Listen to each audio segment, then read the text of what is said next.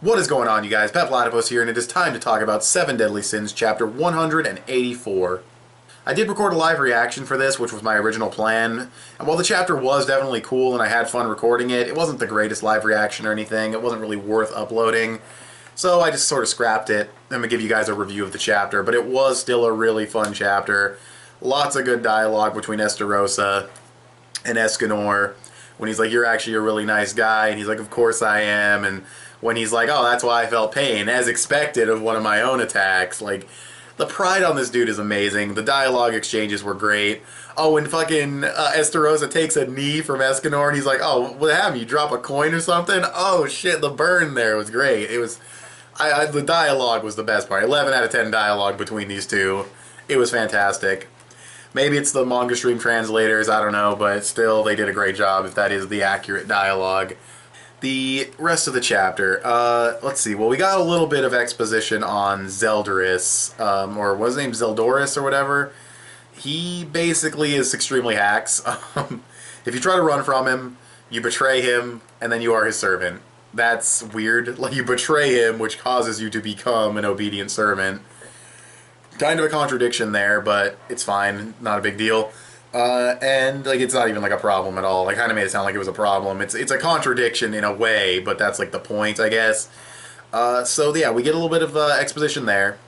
We also find out that he doesn't like Fraudrin, which maybe we already knew. I'm not too sure. I don't like Fraudrin. No real reason, I guess. He's just, I don't know, he looks like Dreyfus. He feels out of place for some reason. Maybe it's because he looks like Dreyfus, I'm not sure. But he does look out of place for some reason with the rest of them. I don't know why. Maybe that's just me, but I'm not a huge fan of him. Anyways, so I agree with Zeldoris on that. They feel Escanor's power, the fight begins. Estarossa pretty much, I wouldn't say dominates in this chapter, but he is the one to land the most blows. And we get the reveal of his ability, which is a full counter, like Meliodas, except he does physical damage while Meliodas does magic and energy stuff. Or maybe he can do both because he's extremely overpowered, who knows. But for sure, he does physical damage. And that's interesting. I mean, of course, I'm sure Escanor has energy-based attacks, so he'll probably be fine, but I don't see him beating, Estarossa. I see that being a Meliodas thing. Estarossa seems like too major of a character to be taken out this early in the arc. Well, not this early in the arc, because the arc's been going on for a long time, but we just got past the time skip of the arc, so I mean, maybe like that'd be like the halfway point, or maybe this is a new arc in and of itself. Who knows? But I feel like Escor's not going to take this guy out that early. I feel like one of the other commandments that's there is probably going to get killed in this scene, or maybe none of them will.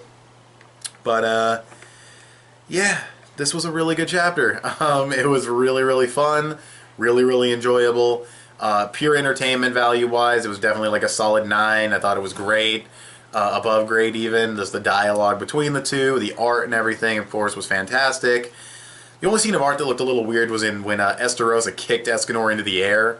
And I actually thought, before I looked at the panel a little bit closer, I thought Escanor kicked him into the air, because Estarossa looked pretty big on the bottom, and Escanor looked really small up in the air, and I guess it was just a perspective thing.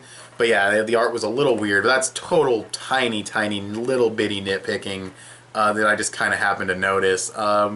No, the art was really good in this chapter, and the overall pace of the chapter was good, going from page to page and everything. It felt fast, actually. It felt like a short chapter, but I guess you could take that for what it is. It felt kind of short. Not going to say positive or negative on that.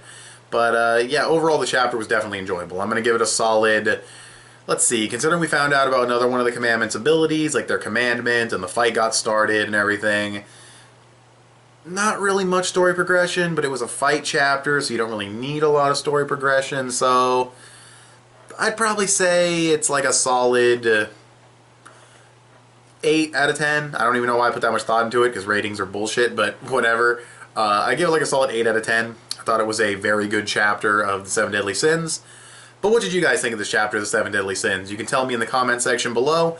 You can also follow me on Instagram or add me on PSN. I'm Petplatypus on both. You can also give this video a thumbs up and share it on social media. Both those would help me out a lot. Subscribe if you haven't already, or if you like what you've seen here. And I'll talk to you guys later. Bye. Thanks for watching.